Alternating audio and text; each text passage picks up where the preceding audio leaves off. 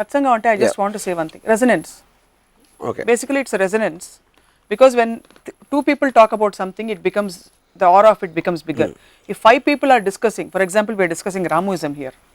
అందరూ ఇన్వాల్వ్ అయ్యి చేసినప్పుడు ఎలాగైతే ఒక ఆరా ఏర్పడుతుందో to something that is total static. But నా పాయింట్ ఏంటంటే ఓకే, ఆయన సత్సంగం ఎవరైతే నడుపుతారో ఆయన ఇంటలెక్చువలా, గురువా, బాబా, ఆయన వాళ్ళు దేని కిందకు వస్తారు? వాళ్ళు more evolved human beings who have surrendered, who have dissolved their egos to a point where they can let go and see the final difference. Okay fine.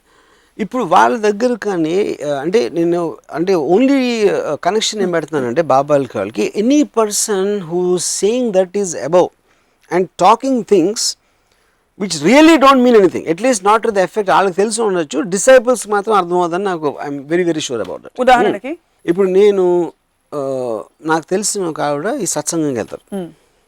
Lot of women go to that particular man, you know.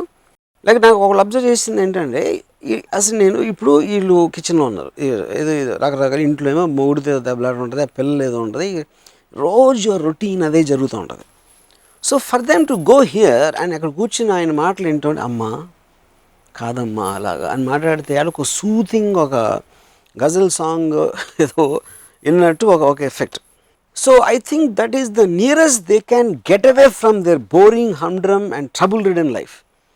అప్పుడు వెళ్ళి నాకు ఇన్ని కష్టాలు ఉన్నాయండి ఏంటంటే, లేదమ్మా కష్టాలన్నీ నీ మనసులో ఉంటాయి, బయట ఉండవు, అలాంటి ఏదో ఈ సూడో ఫిలాసఫీలు చెప్తారు. సో ఎంత మంచివారు, ఎంత తెలివైన అని ఆయన ఉంటే ఒక తెరిపి వచ్చేస్తుంది అని వీళ్ళు అనుకుని వచ్చేస్తారు. Then again and it's like a fix, it's like a drug, they want the drug again. Because direct comparison మీ ఇంట్లో ఉన్న బోరింగ్ ట్రామాటిక్ లైఫ్ నుంచి ఒక రిలీఫ్ లాగా వస్తుంది. నేను ప్రాబ్లం ఉందని నేను అంటలేదు, కానీ instead of that, if they put their mind to progressive and scientific, they'll be far off. This is giving drug investment meeku high istundi, but drug cannot make you better than what you are. So you have to strive for becoming better and not to become repressed. మీరు 24 గంటలలో thinking ప్రొడక్టివిటీలో పెడతారు, మీరు కూడా enjoy చేస్తారు కదా మీకు ఇష్టమైన పద్ధతిలో. యా, సేమ్ థింగ్ వాళ్ళు చేసేది. నేను ఎంజాయ్ చేసేది all the time trying to get my brain up than what I have already. So enjoy ఏది చేసినా కూడా it has to be a progressive, it cannot be regressive, it cannot be static.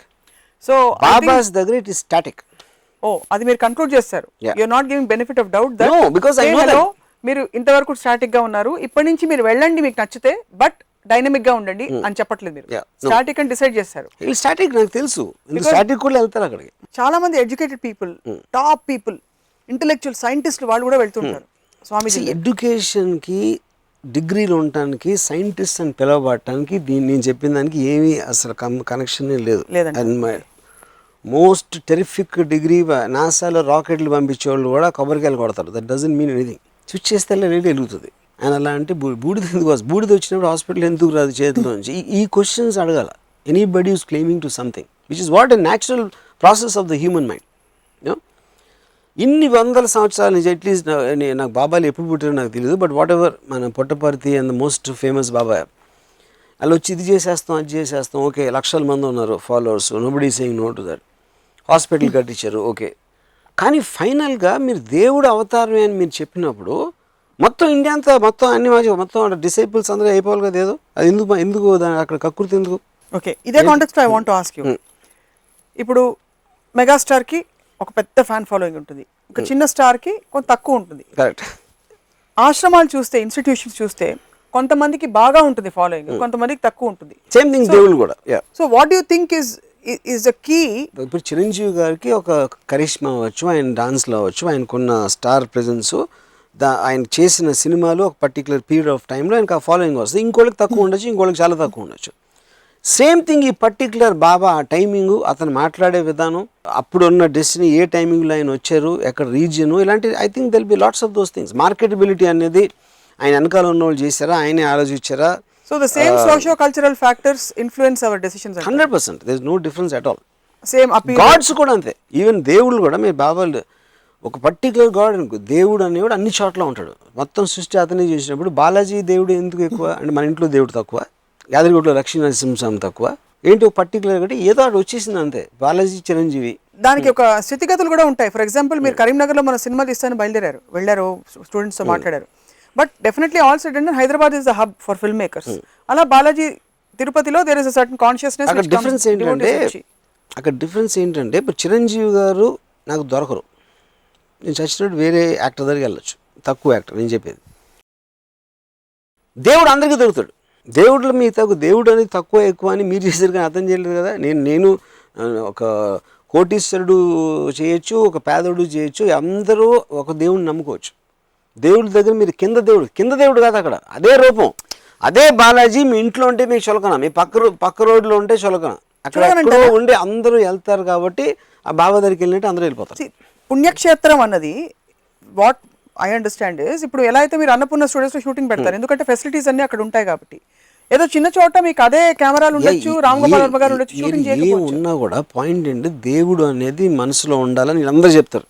దేవుడు అనేది మీ మనసులో, మీ ఇంట్లో ఎక్కడ మీరు అనుకుంటే, మీ మనసులో అనుకుంటే అదే ఆ పర్టిక్యులర్ రూపం పర్టిక్యులర్ ప్లేస్లో ఉంటేనే ఎక్కువ మీకు చేస్తాడా మీరు వెళ్ళి పూజిస్తే, లేకపోతే అక్కడ ఏదో స్పెషల్ క్వాలిటీ ఉందా ఆ పర్టిక్యులర్ దాంట్లో చేయడానికి, అప్పుడు ఇంక వేరే చోట్ల పూజ చేసేటప్పుడు అందరికి అవ్వదా, వాళ్ళందరూ ఇక్కడ అయితేనే అవుతారా, ఈ క్వశ్చన్స్ అడగరు ఎవరు, అందరూ వెళ్ళిపోతున్నారు కాబట్టి అందరూ వెళ్ళిపోతారు అంతే.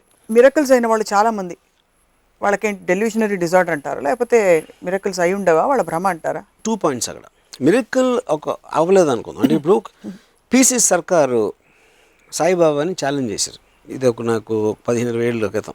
మేము మ్యాజిక్ షోలో నేను చేస్తా, నా చేతిలో తీసుకొస్తాను, అది తీసుకొచ్చి నేను మెజిషియన్, అది ట్రిక్ అని నేను చెప్తున్నా. బాబాలో చెప్పరు.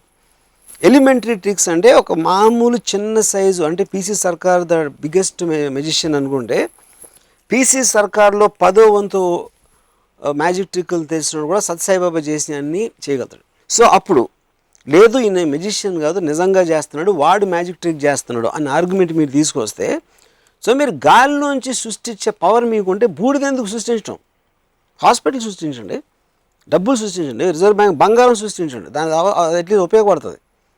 బూడిద ఎందుకు?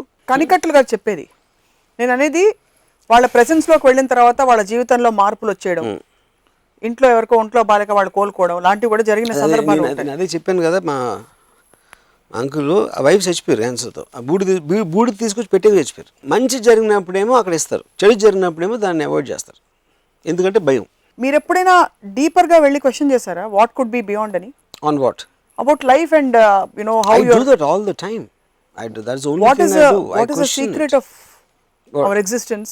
The biggest mystery for me, which I don't think I know the answer, nobody could answer me. Our existence is just a being. ఆలోచనలో ఒక భావాలు ఉన్నాయి.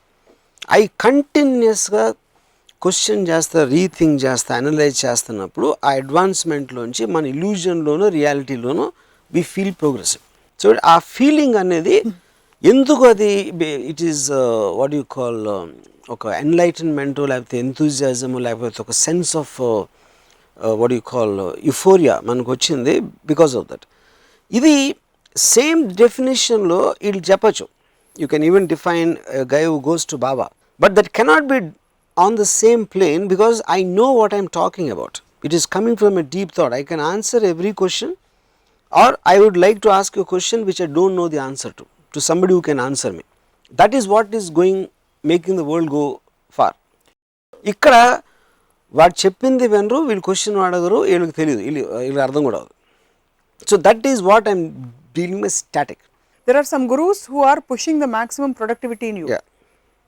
Like మీరు what? అన్నారు కదా, ఫర్ ఎగ్జాంపుల్ ఆ ప్రొడక్టివిటీ ప్రోగ్రెస్ కనిపించాలి ఒక మనిషి మీద, ఒక సమాజం మీద అని చెప్పి, దాన్ని ఎలా మెషర్ చేస్తారు? రూల్స్ అన్ని బ్రేక్ చేసేసి ఇష్టం వచ్చినట్టు అడ్డదిడ్డంగా వెళ్ళిపోతే అది ప్రోగ్రెసివ్నెస్సా, లేకపోతే మన జీవితంలో మనం 3 కోట్ల నుంచి 10 కోట్లకి ఎదుగుతా అది ప్రోగ్రెసివ్నెస్సా, లేదు నాకు డబ్బులు తగ్గినా ఎక్కువ అయినా కూడా with in my self I'm feeling more liberated now, అది ప్రోగ్రెసివ్నెస్సా మీ దృష్టిలో? ఇక్కడ మనం ఏంటి, మన పొద్దున్న లేచినప్పటి నుంచి ఏం చేస్తున్నాం అంటే దాంట్లో ఒక పర్టికులర్ టైం దేన్ని కేటాయిస్తున్నాం, బాబా దగ్గరికి వెళ్తున్నాం, వీక్లీయో డైలీయో వడవర్ వాళ్ళు దాన్ని బట్టి ఆ పర్టికులర్ టైం ఎనర్జీ మీరు కేటాయించిన దాంట్లో మీకు డైరెక్ట్గా ఏం కాంట్రిబ్యూషన్ వచ్చింది అని మీరు క్లియర్ కట్గా చెప్పలేకపోతే that is what is static for me. It is your on a pause button at the time, which is not the case with maybe a guru. ఇప్పుడు రజనీష్ ఇది ఒక ఫలానా స్టేట్మెంట్ ఇచ్చారు, other statement is making me think, because అది నేను వేరేగా ఆలోచిస్తున్నాను అంతవరకు. I might oppose it, I might believe it, I might accept it. That's a different matter. And that has a direct effect. Ayn Rand theory direct effect ఉంటుంది. Any kind of a thought process should have a direct cumulative effect on society. అది నాకు ఇలాంటి దాంట్లో రాదు. Ayn Rand, for example, in that context, ఆవిడని చదివి ఎంతమంది బాగుపడిపోయారు ఒక్క వర్మ గారు? Countries, there are countries, not me. The entire US economy, everything in terms of the free world capitalist aspect is based on. How do you know she was the one who influenced? It's not, but see, she is not one. Thomas Jefferson నుంచి evolve అవుతా వచ్చి Ayn Rand దగ్గర ఆగింది. That's in continuous evolution. అది capitalist system. There are so many thinkers before her. అక్కడ thought, Ayn Rand is not a person, it's a thought. America is a system, is not Americans. So ఆ thought ఎక్కడి నుంచి start అయింది, Ayn Rand ఎక్కడి నుంచి నేర్చుకుంది. She could have learned one, picked up one thought from this philosopher, one from some political thinker or whatever. దాన్ని advance చేస్తుంది. Advancement of a thought is what I'm talking about, not about one person. Literal meaning is one who brings in light and dispels correct. darkness. Perfect. Is Guru. Perfect. Actually. Yeah. So in that sense she is. Yes. Allah, there are greater thinkers. There are many other great thinkers and people are going to them. Then I want to know the thought because I am hungry for knowledge.